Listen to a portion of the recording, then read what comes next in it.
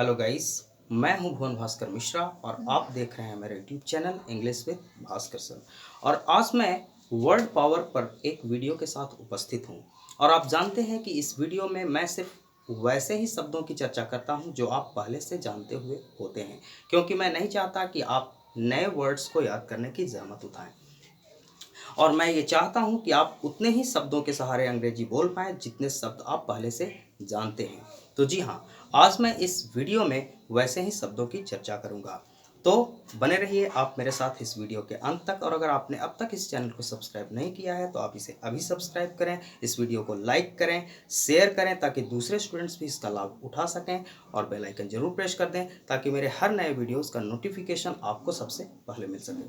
तो आइए इस वीडियो में मैं आपको बता दूं कि मैं सिर्फ 3 शब्द की चर्चा करूंगा, और वो शब्द हैं हैंड, कवर और वाटर। और इस वीडियो में मैं ये बताऊंगा कि इसके अलग अलग मीनिंग्स कौन कौन से हैं और उसे हम सेंटेंसेस में कैसे इस्तेमाल कर सकते हैं और फिर अपने अंग्रेजी को इम्प्रूव कर सकते हैं। आइए सबसे पहले हैंड के बारे में पढ़ें। हम जानते हैं कि हैंड 2 पार्ट्स ऑफ स्पीच में इस्तेमाल होता है, पहला तो नाउन और दूसरा वर्ब। जी हाँ, और ये भी जानते हैं कि हैंड का मतलब होता है हाथ। तो सबसे पहले नाउन के रूप में इसके मीनिंग्स पर विचार करें। नाउन के रूप में जो सबसे फर्स्ट इसका मीनिंग है वो है हाथ, जो हम लोग सब जानते हैं। एग्जाम्पल सेंटेंस से समझे। Put your hand up if you know the answer. Put your hand up, अपना हाथ उठाओ। If you know the answer, अगर तुम जवाब जानते हो। आपने अक्सर ही क्लासेस में टीचर्स को ये सेंटेंस इस्तेमाल करते हुए सुना होगा कि put your hand up if you know the answer. Second sentence देखें।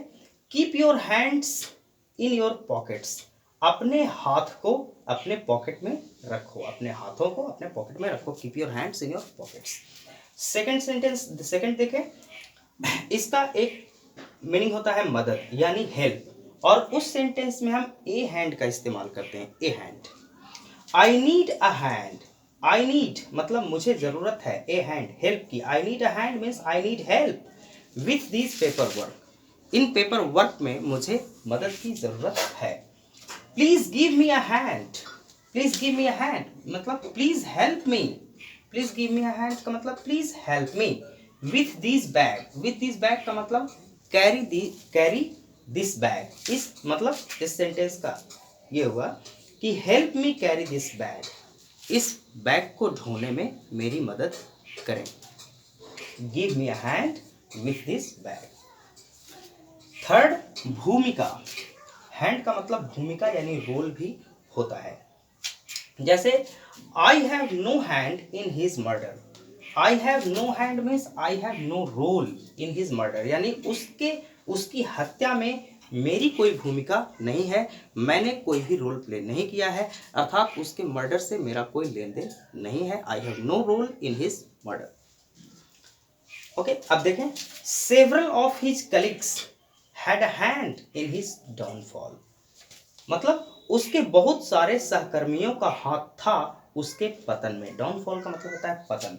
सेवरल ऑफ हिज कलीग्स, उसके बहुत सारे सहकर्मी।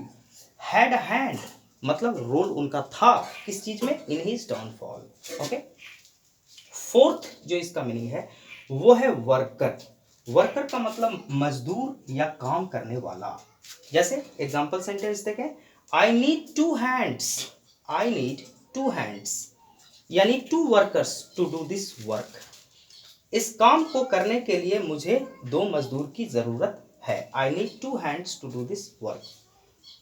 नेक्स्ट, हाउ मेनी हैंड्स या how many workers do you need for this job. यहाँ हैंड्स का मतलब हुआ वर्कर्स। हाउ मेनी हैंड्स यानी how many workers do you need for this job. इस काम के लिए आपको कितने मजदूर की जरूरत है। लिखावट, इसका जो फिफ्थ मीनिंग है वो है लिखावट यानी hand writing. He writes a good hand. He writes a legible hand यानी वह अच्छी लिखावट लिखता है, यानी उसकी लिखावट जो है वो अच्छी है। He writes a good hand या he writes legible hand. Verb के रूप में अब इसका देखें, मतलब वर्ब के रूप में इसका मतलब होता है को सुपुर्द कर देना, यानी हैंड समथिंग टू समबडी या हैंड समबडी समथिंग। अब यहां देखें, हैंड का मतलब होता है पास यानी पास कर देना, सुपुर्द कर देना। और उसके बाद समथिंग और समबडी, यहाँ ध्यान देने वाली बात है, समथिंग का मतलब हो गया कि हैंड के बाद जो ऑब्जेक्ट आएगा एक निर्जीव होगा और दूसरा सजीव होगा, एक लाइफलेस ऑब्जेक्ट और दूसरा लिविंग ऑब्जेक्ट आ रहा है। तो अगर सबसे पहले लाइफलेस ऑब्जेक्ट आएगा तो लिविंग ऑब्जेक्ट के पहले टू प्रीपोजिशन का इस्तेमाल होगा, और अगर हैंड के बाद कोई लिविंग ऑब्जेक्ट आएगा तो उसके ठीक बाद लाइफलेस ऑब्जेक्ट आएगा और उसके पहले टू नहीं लगेगा। अब एग्जांपल सेंटेंस से समझिए, he handed the letter to me. He subject हो गया, हैंडेड वर्ब हो गया, ही हैंडेड के बाद जो ऑब्जेक्ट आया है द लेटर, ये एक लाइफलेस यानी बेजान ऑब्जेक्ट है, और उसके बाद आया है मी, यानी कि हैंडेड के बाद सबसे पहले लाइफलेस ऑब्जेक्ट, फिर मी एक लिविंग ऑब्जेक्ट आया है, तो यहाँ लिविंग ऑब्जेक्ट के पहले टू लगा दिए। अब यहाँ इस सेंटेंस में देखें, he handed me the letter, he subject और हैंडेड के बाद सबसे पहले लिविंग ऑब्जेक्ट मी आया है, क्योंकि मी में तो जान है, मुझे दिया लेटर, लेटर बेजान ऑब्जेक्ट है। तो अगर सबसे पहले बेजान ऑब्जेक्ट आएगा तो लिविंग के पहले टू लग जाएगा, और अगर लिविंग ऑब्जेक्ट आएगा और उसके बाद लाइफलेस ऑब्जेक्ट आएगा तो टू नहीं लगेगा। He handed the letter to me और he handed me the letter. Next sentence, please hand me that umbrella, यानी please pass me that umbrella. वहां पे अम्ब्रेला रखा हुआ है, मैं यहाँ हूं, मैं कहा please hand me the umbrella, means please pass me the umbrella. Okay, तो यहाँ पास के सेंस में हम हैंड का इस्तेमाल करते हैं। अब आइए सेकेंड वर्ड कवर के बारे में पढ़ते हैं। ओके, कवर, इस कवर वर्ड को एज ए वर्ब हम पढ़ेंगे। वैसे कवर नाउन के रूप में भी इस्तेमाल होता है, लेकिन यहाँ पर हम सिर्फ वर्ब के रूप में इसके कौन कौन से अलग अलग मीनिंग्स हैं उसके बारे में हम पढ़ेंगे। कवर का जो एज ए वर्ब फर्स्ट जो मीनिंग है वो है ढक देना, ढक देना। जैसे cover the table with a cloth, यानी टेबल को एक कपड़े से ढक दो। यहाँ कवर का मतलब हुआ ढक दो, द टेबल यानी टेबल को, विथ अ क्लॉथ एक कपड़े से। सेकेंड मीनिंग छुपाना यानी हाइड, हाइड के सेंस में। She covered her face, she covered her face मतलब she hid her face with her hands, अपने हाथों से उसने अपने चेहरे को ऐसे ढक लिया। नेक्स्ट, ही लाफ्ड, वह हंसा, टू कवर हिज नर्वसनेस यानी to hide his nervousness. He laughed, वह हंसा, टू कवर मतलब टू हाइड हिज नर्वसनेस, उसने अपने नर्वसनेस को छुपाने के लिए हंसा, मतलब he laughed to cover his nervousness. Okay, cover का जो थर्ड मीनिंग है वह है दूरी तय करना। जैसे बाय सनसेट यानी सूर्यास्त तक, वी हैड कवर्ड 30 माइल्स, यानी सूर्यास्त तक हम लोगों ने 30 मील की दूरी तय कर ली थी। बाय सनसेट सूर्यास्त तक, वी हैड कवर्ड हम लोगों ने दूरी तय कर ली थी। कितनी दूरी? तो 30 miles, we had covered 30 miles. जैसे हम लोग बोलते हैं कि चलो सूर्यास्त तक हम लोग 10 मील तो कवर कर ही लेंगे, यानी 10 मील की दूरी तो कवर कर लेंगे, तय कर लेंगे दूरी। He walked for a long time, वह लंबे समय तक चलता रहा। ही वॉक्ड, वह चलता रहा, फॉर अ लॉन्ग टाइम लंबे समय तक। And covered a good deal of ground, and covered और तय कर लिया, a good deal of ground अच्छी खासी जमीन। ग्राउंड मतलब अच्छी खासी जमीन। जैसे हम बोलते हैं कि काफ़ी अच्छा जमीन तय कर लिए, काफ़ी अच्छी जमीन कवर कर लिए। ओके, अच्छी जमीन तय कर लिया यानी काफ़ी दूरी तय कर लिया। ओके, अब देखते हैं वाटर को। वाटर को वर्ब के रूप में हम देखें तो वर्ब के रूप में इसके 5 अलग अलग मीनिंग्स हैं, उस पर हम विचार करते हैं। जो वाटर का as a verb first meaning है वो है पौधों पर पानी डालना, पौधों पर पानी डालना। टू पोर वाटर, पोर मतलब डालना, उड़ेलना। To pour water on plants यानी पौधों पर पानी डालना, इसका मीनिंग है। एग्जाम्पल सेंटेंस से समझे, वाटर द प्लांट्स यानी पौधों पर पानी डाल दो, यानी पौधों को पटाओ। वाटर द गार्डन यानी गार्डन को पटाओ। ओके, तो वाटर मतलब पौधों पर पानी डालना, या वाटर मीन्स पटाना भी होता है, जैसे वाटर द गार्डन, बागीचों को पटाओ। सेकंड है जानवरों को पानी पिलाना, give water to animals to drink, give water to animals, यानी जानवरों को पानी देना, टू ड्रिंक पीने के लिए। तो वाटर का मतलब जानवरों को पानी पिलाना भी होता है। जैसे मैंने कहा वाटर द हॉर्सेज, घोड़ों को पानी पिला दो। वाटर द काउज, गायों को पानी पिला दो। वाटर द कैटल, पशुओं को पानी पिला दो।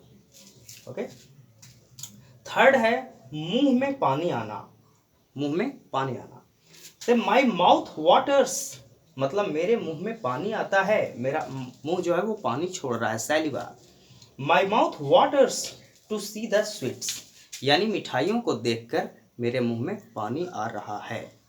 माई mouth waters to see the sweets, या the smell of the sweets made my mouth water, यानी मिठाइयों के गंध ने मेरे मुंह में पानी ला दिया। The smell of sweets made my mouth water. किसी क्षेत्र में पानी की आपूर्ति करना, जैसे नदी, तालाब, झरने द्वारा किसी क्षेत्र में पानी की आपूर्ति होती है, तो हम बोलते हैं कि इस क्षेत्र में पानी की आपूर्ति एक झरने के द्वारा होती है। तो देखिए सेंटेंस से समझे, the valley is watered by a stream, the valley is watered, यानी the valley is provided with water, यानी इस घाटी में पानी की आपूर्ति, जलापूर्ति जो है वो एक झरने के द्वारा होती है। The valley is watered by a stream. जैसे हम बोल सकते हैं कि इस गांव में पानी की आपूर्ति एक कैनाल यानी नहर के द्वारा होती है, तो this village is watered by a canal. Okay, या this village is watered by a river. उसी प्रकार से मैंने कहा this valley is watered by a stream, यानी इस घाटी में जलापूर्ति जो होती है वो झरने के द्वारा होती है। अब जो इसका फिफ्थ मीनिंग है वो है गाड़ी के इंजन में पानी डालना। ओके, वाटर द इंजन, मतलब इंजन में पानी डालो, या the engine has been watered, यानी इंजन में पानी डाल दिया गया है। ये पैसिव सेंटेंस है, प्रेजेंट परफेक्ट टेंस का पैसिव है। The engine has been watered, यानी इंजन में पानी डाल दिया गया है। तो इस तरीके से हम देखते हैं कि वाटर का मतलब इंजन में पानी डालना होता है। तो आपसे ये रिक्वेस्ट है कि आप इस वीडियो को अगर एक बार में समझ में ना आए तो कम से कम 2 बार इस वीडियो को ज़रूर देखिए और इनके सारे यूजेस को ध्यान में रखिए और अपना भी सेंटेंस बना के इस सारे वर्ड्स का इस्तेमाल कीजिए। तो आज के लिए बस इतना ही। ये वीडियो आपको कैसा लगा कमेंट करके ज़रूर बताइएगा और जल्द ही हम एक ऐसे ही इंटरेस्टिंग वीडियो के साथ मिलेंगे। तब तक के लिए आपका बहुत बहुत धन्यवाद।